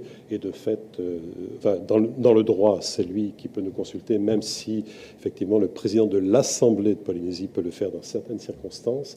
Mais autrement, dans les faits, c'est évidemment le président qui le fait. Nous pensons qu'on pourrait peut-être élargir à d'autres saisissants, et ça pourrait être à ce moment-là les collectivités publiques, puisqu'il y a des problématiques qui se posent à eux. Ça pourrait être aussi les chambres de commerce et d'industrie. Alors chez nous, c'est une seule chambre, chambre de commerce, d'industrie, de services et des métiers. Ça peut être aussi la chambre de l'agriculture et de la pêche lagonaire. Et éventuellement, quand je dis éventuellement, je pense qu'il faudrait y aller, mais avec des garanties, avec des modalités peut-être particulières, les associations de consommateurs, en prenant garde quand même à ne pas être envahis par un nombre de saisines qui ne nous permettrait pas de poursuivre nos autres missions. Mais en tout cas, il y a sans doute une évolution qui pourrait être envisagée de ce côté-là. Il faudrait que le gouvernement puisse se servir beaucoup mieux des recommandations que lui donne ou lui transmet l'autorité. Jusqu'à maintenant, le bilan, j'ai noté perfectible, c'est un mot très soft pour dire les choses, mais soit on n'est pas suivi du tout, soit on l'est très largement, soit on l'est de manière intermédiaire. On a à peu près un bilan qui est équivalent à celui qui a été décrit par Aurélie ce matin, mais ça n'est pas sans conséquence pour le gouvernement de suivre ou de ne pas suivre. Alors j'ai quelques exemples, je ne vais pas revenir sur tous les avis, mais on a eu, par exemple, nous avons été saisis sur le code de l'énergie. Alors le code de l'énergie, les deux premiers livres, pas la suite, il n'est toujours pas sorti, mais nous avons été saisis d'une première rédaction du texte, et dans la rédaction qui a été soumise plusieurs mois plus tard au Conseil économique et social, on a eu la bonne surprise de voir que nos recommandations avaient été intégrées dans cette rédaction. Donc ça veut dire quand même qu'il y a de la part des services, de la part du ministère, donc une attention qui peut être portée à nos recommandations. Ça a été le cas aussi lorsque nous avons été saisis pour la distribution du médicament en Polynésie, notamment sur la définition du nombre d'officines qui pouvaient être créées en Polynésie. Et donc nous avions fait, nous, des propositions pour abaisser le seuil de création qui ont été suivies. Alors pas exactement comme on avait dit, mais en tout cas l'esprit était là. On a été aussi suivi, mais pour une seule disposition dans la consultation sur un texte qui concernait les taxis en Polynésie, puisqu'il y avait une disposition qui disait tout simplement que on pouvait refuser l'autorisation d'exercer sur le fondement d'une adéquation de l'offre à la demande, sans autre explication. Alors, qui définit l'adéquation? Ça, on ne savait pas. Ça nous a semblé assez large. Donc ça a été effectivement supprimé. Dans d'autres circonstances, on a été saisi sur la formule de prix. Ça a été le cas, par exemple, lorsqu'on a été saisi sur l'approvisionnement en hydrocarbures de la Polynésie. Et là, on a découvert une formule de type usine à gaz pour définir le prix de l'approvisionnement, pas le prix du produit, mais le prix de l'approvisionnement, alors qu'il suffit de reprendre les indices des organismes qui font autorité, et on fait une multiplication entre le prix et le volume, et tout simplement, on a le... Alors, ce qui est intéressant là-dedans, c'est quand même que c'est des enjeux à 1 milliard. Et là, 1 milliard de francs pacifiques, hein, nous ne sommes pas dans les mêmes valeurs. Mais bon, 1 milliard, c'est quand même quelque chose qui, à la pompe, représente 5 francs. Bon, 5 francs sur le prix du litre. Et donc là, n'a pas été suivi. Or, dans le cadre d'une convention qu'il y avait à signer, l'un des signataires a refusé, une entreprise, donc a refusé de signer. Et mieux que cela, il a refusé parce qu'il trouvait que nous avions raison. Et donc, il a réussi à importer quelques mois plus tard, seul, du carburant, des hydrocarbures. Le prix de mémoire, le prix de la formule, c'était $57 la tonne, et lui, il l'a importé à $37. Voilà. Donc, ce que nous avions démontré dans notre avis se trouvait même vérifié après dans la réalité. De la même manière, tout à l'heure je disais qu'on avait été suivi sur les médicaments pour le nombre d'officines. On n'a pas été suivi par contre sur la définition du prix du médicament. Alors, il y a un truc qui est extraordinaire en Polynésie, c'est que le prix de gros résulte d'une formule et le prix de détail n'a aucun rapport avec le prix de gros. De telle sorte que le prix de détail, par exemple, intègre la TVA française, donc 2,5%, taux super réduit. Donc il y a dans la formule de définition du prix du médicament en Polynésie 2,5% de TVA. Donc évidemment, ça ne tombe pas dans la poche de la Polynésie, ça tombe dans la poche de l'État. Donc là, il y a une aberration qui aurait été assez facile à corriger. Bon, jusqu'à maintenant, en tout cas, nous n'avons pas eu de suite. L'enjeu, c'est 500 millions. Donc, quand on accumule ces choses-là, il y a des marges de progrès. Et puis, un dernier point, avant de conclure, on a été saisi sur l'attribution de licences en matière de téléphonie mobile et en matière de fournisseurs d'accès Internet. C'est-à-dire que la compagnie Vodafone de téléphonie mobile voulait devenir fournisseur d'Internet, et Viti, qui est le fournisseur d'Internet concurrent de Vini, voulait devenir aussi opérateur de téléphonie mobile. Le gouvernement nous saisit sur l'opportunité d'attribuer ces licences.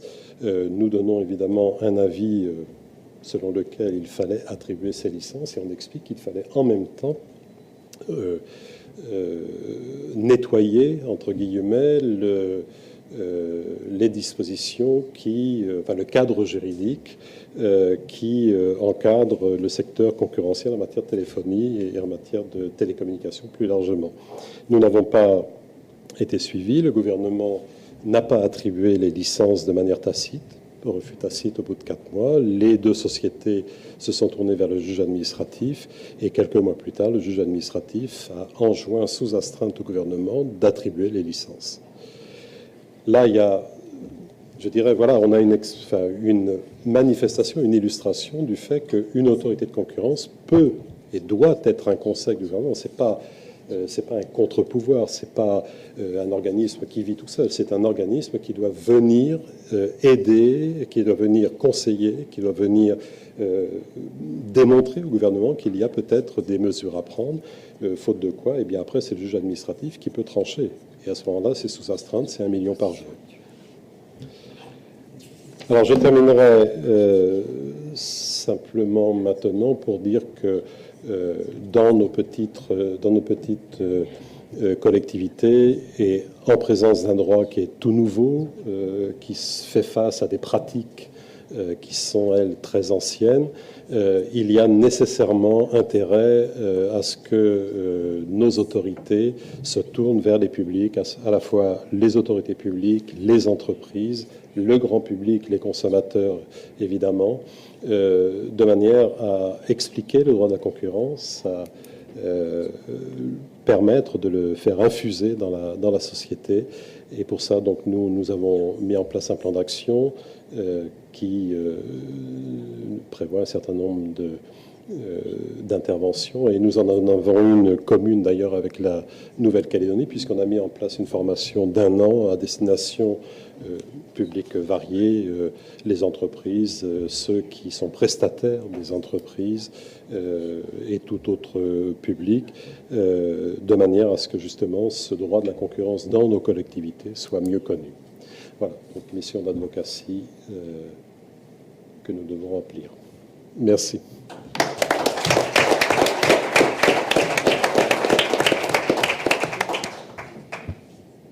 Merci beaucoup, Jacques. Est-ce qu'il y a des réactions ou des questions sur la pratique du droit de la concurrence en Polynésie française? Moi, peut-être un petit commentaire. Alors d'abord, je suis très surprise de voir que l'autorité polynésienne de la concurrence ne peut être saisie que par le gouvernement ou le président de l'Assemblée de province. C'est vrai que je trouve ça assez surprenant. En tout cas, en Nouvelle-Calédonie, j'allais dire, à peu près tout le monde peut nous saisir, sauf l'individu, que ce soit une entreprise ou le consommateur. Et pour autant, on n'est pas totalement surchargé. On a beaucoup d'avis, mais de toute façon, on régulerait le flux en fonction des demandes. Je pense effectivement que ce soit les collectivités, les fédérations professionnelles, les associations de consommateurs, comme en métropole, ce serait assez légitime qu'ils puissent effectivement saisir pour avis l'autorité de la concurrence. Une question de François Escargeon à l'UFC que choisir. Vous avez le droit de ne pas laisser le monopole à l'UFC. Merci. Oh non, pas merci pour cette remarque, mais merci de me donner la parole. Est-ce que la loi de 2018, finalement, est un recul? Est-ce que vous établissez un lien avec vos 2 décisions de 2016 et 2017 que vous avez présentées? Et est-ce qu'il ne vous manque pas une association de consommateurs et une intersyndicale pour soutenir votre action en Polynésie? Alors, je répondrai à la fin de la question. Oui, il nous manque une... Non, alors, très concrètement, il y a une association de consommateurs qui s'appelle Tetiara, mais qui n'est pas très active. Je ne les vois pas... On les a rencontrés, hein, mais je ne les vois pas être très actifs pour, justement, nous saisir sur un certain nombre de sujets comme ça. Avec peut-être là aussi derrière pas une crainte de rétorsion. Alors pas comme les entreprises, mais bon, c'est une association qui est plutôt installée dans les milieux politico-associatifs, etc., et qui se trouve peut-être pas trop mal. Mais non, je suis assez convaincu qu'il nous manque effectivement une association telle que la vôtre, de la même manière que l'intersyndicale Vichère, qui a une action, enfin, je veux dire, tous les représentants de consommateurs, pour nous, c'est effectivement seraient les bienvenus, parce qu'on voit bien, en tout cas en Polynésie, que les autorités publiques ont les opérateurs, les entreprises qui interviennent et qui agissent sur les décisions à prendre.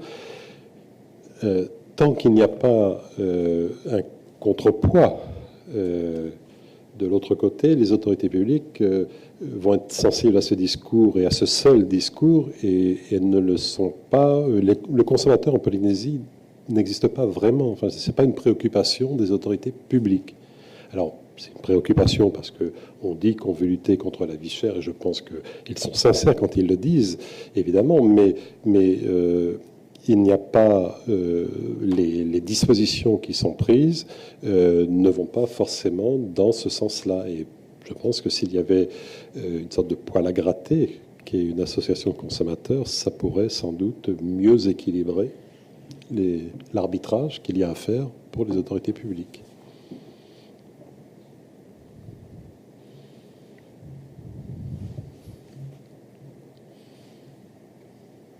Je crois, oui. Bonjour, Anaïs Morand, avocate. J'avais une question à vous poser sur un point qui n'a pas été abordé dans votre intervention, mais sur lequel j'aurais aimé votre avis. L'introduction d'une procédure de clémence dans le Code de la concurrence polynésien. Je me demandais, est-ce que ça a changé la donne en Polynésie? Est-ce que ça a changé la pratique? Est-ce qu'il y a plus d'entreprises qui ont dénoncé des ententes? C'est un mot que vous avez employé, Madame Sodelbert, ce matin, dénoncer à propos des entreprises qui étaient victimes et pas participant à des infractions.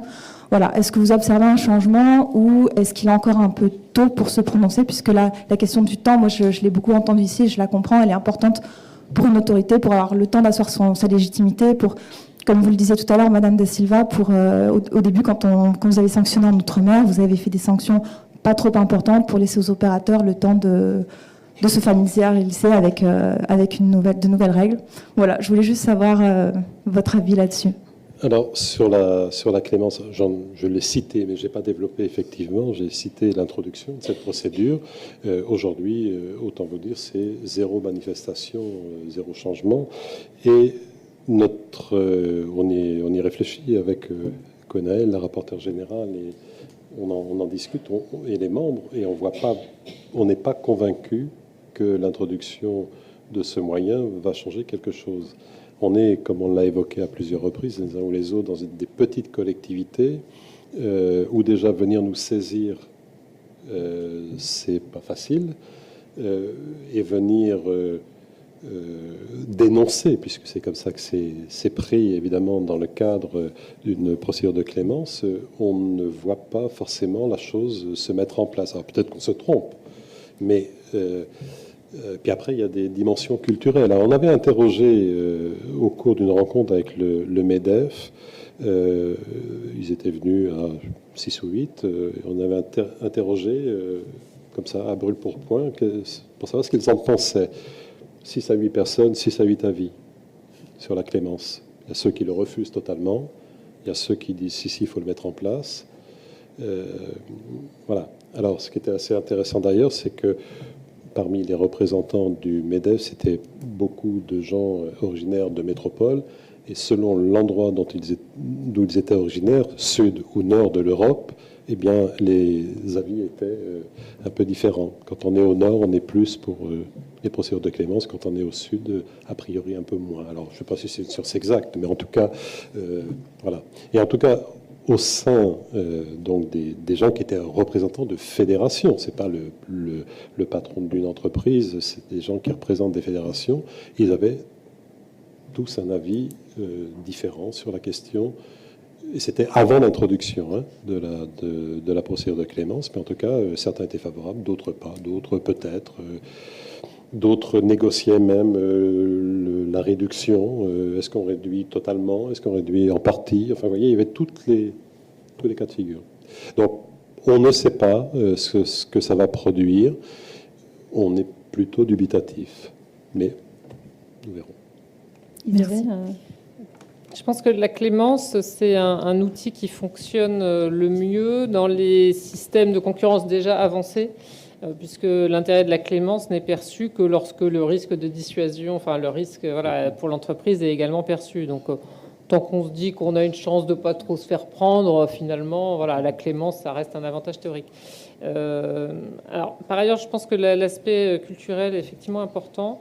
Quand on voit sur la période écoulée tous les différents cartels que l'autorité métropolitaine a sanctionnés, on constate que le plus souvent, les demandeurs de clémence, alors qu'ils peuvent quand même avoir un avantage considérable, puisque ça peut être une exonération totale ou des diminutions de sanctions qui peuvent aller très loin, c'était le plus souvent des groupes internationaux qui ont plus cette culture, alors des groupes américains ou venus d'autres régions du monde. Et on a constaté à plusieurs reprises que les groupes franco-français, la clémence n'était pas tellement dans leur culture. Alors, ils espèrent jusqu'au bout, avec leurs excellents avocats, gagner devant la cour d'appel contre nos décisions. Et alors, on a eu un cas assez frappant récemment, un gros cartel dans le secteur des revêtements de sol. 2 grands groupes internationaux sont venus en clémence et ont eu des réductions de sanctions très considérables, plusieurs dizaines de millions d'euros. Le groupe franco-français jusqu'au bout, alors il n'a pas fait de clémence, bon, il a quand même fait une transaction finalement. Mais on se rend compte finalement que les entreprises, en tout cas françaises, sont un peu perdantes par de ne pas avoir intégré ça comme un élément de stratégie de défense, notamment quand on est le première entreprise à venir en clémence. C'est un avantage considérable parce qu'on peut se blanchir sur des années. En plus, les autres entreprises, elles, n'en bénéficient pas forcément. Mais je pense que ça nécessite quand même toute une prise de conscience et on en parle aussi quand on discute entre autorités de différents pays. Par exemple, c'est vrai qu'en France, nous recevons beaucoup moins de saisines ou de dénonciations de pratiques par rapport à d'autres pays qui ont plus cette culture de je vois quelque chose qui n'est pas conforme aux règles, donc je vais venir le dénoncer indépendamment même du bénéfice qu'on en tire, et notamment en Allemagne où il y a beaucoup plus de signalements juste de personnes qui disent je vois des choses qui ne me paraissent pas normales et je veux que les règles soient respectées. Donc c'est intéressant de voir comment ces aspects un peu culturels peuvent jouer sur les différents mécanismes, et je crois que ça finira par être utile, mais il faut peut-être que le temps que l'autorité s'installe un peu dans le paysage. Alors, je voudrais compléter, confirmer l'analyse évidemment que vient d'avoir Isabelle et Jacques, et en même temps, en Nouvelle-Calédonie, indiquer tout de même que le mécanisme de clémence est susceptible d'être mis en œuvre, donc probablement pas par les entreprises de Nouvelle-Calédonie, en tout cas calédoniennes, locales, mais on peut davantage l'imaginer dans un cas de rachat par un opérateur étranger d'une entreprise locale qui, par ailleurs, ne serait pas contrôlée par l'autorité de la concurrence, puisque je vous rappelle qu'il faut qu'il y ait au moins deux entreprises sur le territoire qui réalisent un chiffre d'affaires pour que nous puissions la contrôler. Et mettons qu'une entreprise américaine rachète une entreprise calédonienne et qu'elle fasse ce qu'elle fait à peu près partout, c'est-à-dire un audit économique, comptable, financier de l'entreprise, et qu'elle se rende compte que celle qu'elle est en train de racheter est dans le cadre d'un cartel, elle va immédiatement venir la dénoncer à l'autorité de la concurrence de la Nouvelle-Calédonie. Parce qu'elles raisonnent comme ça, les entreprises anglo-saxonnes et en particulier américaines, certainement aussi des entreprises asiatiques.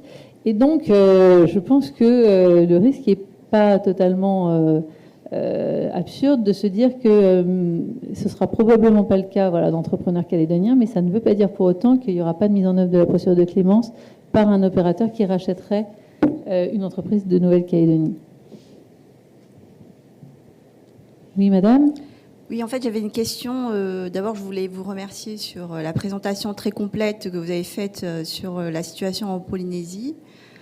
Vraiment, le positionnement de votre autorité en Polynésie m'étonne parce qu'on a l'impression que vous êtes un peu, je ne vais pas employer le mot muselé, mais bon, c'est tant au niveau de la saisine que des missions. Et alors qu'en Polynésie, il existe également un autre organisme qui s'appelle le Haut Conseil, qui est saisi également sur des lois de pays.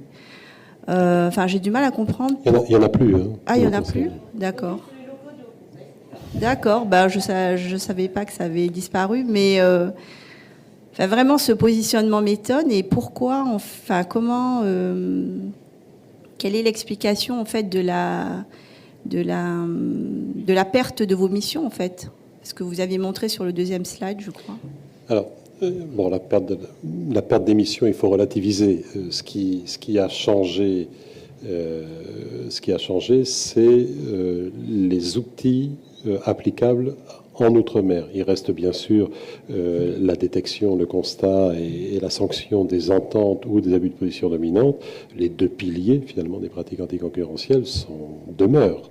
Ce qui a été modifié, c'est ce qui est spécifique, donc la loi Lurel pour le droit national, et puis vous l'avez aussi en Nouvelle-Calédonie, donc les droits exclusifs, l'abus de dépendance économique, et puis les injonctions structurelles. Voilà, c'est ces trois outils-là. Alors, il y a eu des débats quand la loi est passée, la première, en 2015 est passée, le Conseil d'État a été saisi, évidemment, et il a validé ces outils-là.